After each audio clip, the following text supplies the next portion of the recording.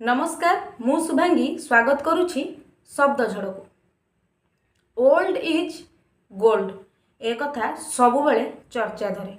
तेबे सही भली किछि घटिछि गत बुधवार भारतर नूतन संसद भवन एवं पुरातन संसद भवन को नेकी, जहाकु नै तृणमूल कांग्रेस रो सांसद सागरिका घोष कहिसंती जे पुरुणा साहा हैला। से तांको ट्विटर रे ट्वीट करिसंती जे नूतन संसद भवन तरबरिया रे बिना छात रे बना जाइतिला।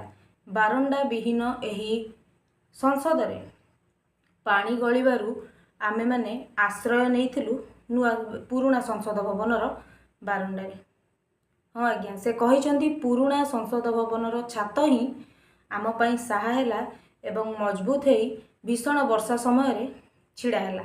आपण माने जानिथिबे वर्तमान दिल्ली रे लगाण वर्षा हेउछि एवं वर्षा जोगु लोकंकर मृत्यु मध्य होईछि। जेमिति कि गतकाली रो खबर माँ पुओ भासी गले खोला केनाल रे बोली चर्चार विषय पलटिथिला। तेबे एही वर्षा मध्य रे नूतन संसद भवन 3 वर्ष तले आरंभ होइतिबा संसद भवन जहाँ उद्घाटित होइतिला 2023 मसिया मे 28 रे 1200 कोटी टंकार ए प्रकल्प प्रधानमंत्री नरेंद्र मोदी उद्घाटन करथिले।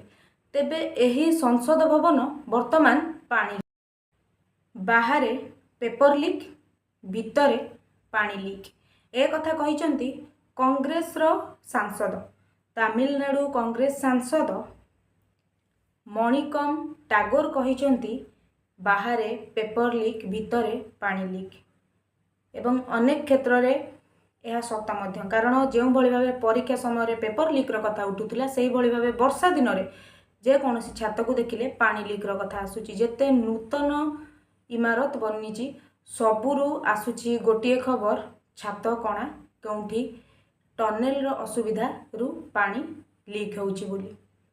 तेबे वर्तमान आसीबा भारतीय राजनीति रे बहु चर्चित सांसद उत्तर प्रदेश रो समाजवादी पार्टी सांसद अखिलेश यादव कहिसंती जे पुरुणा संसद भवन को फेरी गले केमिति हुअंता। जदि पुरुणा संसद भवन को फेरी हुअंता तेबे पूर्व परी पुरुणा सांसद मानक सह भेट करी हुअंता एवं जो पर्यंत ए अरब खर्च रे होइथिबा ए नूतन संसद रे ए पानी लीक करिवार कार्यक्रम चली से पर्यंत जदि पुरुणा संसद रे सभा चलता तेबे केमिति हुअंता।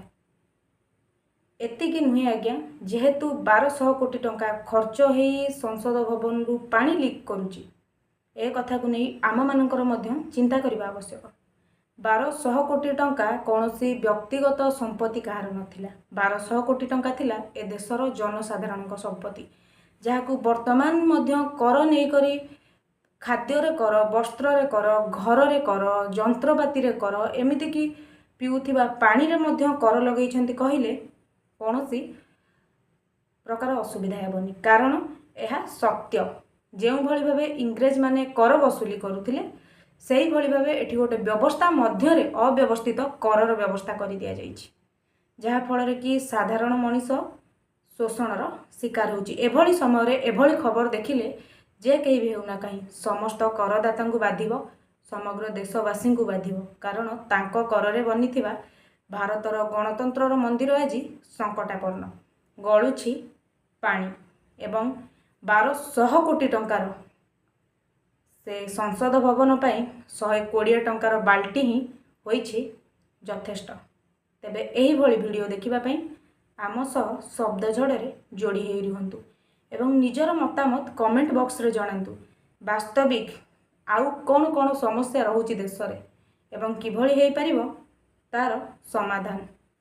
वीडियोटी भलो लागिथिले चैनल को सब्सक्राइब करिवे, वीडियो को लाइक करिवा सह शेयर करिवे एवं आसंता वीडियो पई आम आपणक पई किछि ना किछि नुआ आनी आसीबु से पर्यंत अपेक्षा करिवे। तेबे संसद भवन रु पानी गलिबा केते दूर यथार्थ ता उपरे निजर मतामत रखा भूलिबेनी। आपण आमको निजर वार्ता आम इंस्टाग्राम पेज शब्द झड़े पठाई पारिबे। धन्यवाद। वंदे उत्कल जननी। ଆଜି ପାଇଁ ଏତିକି।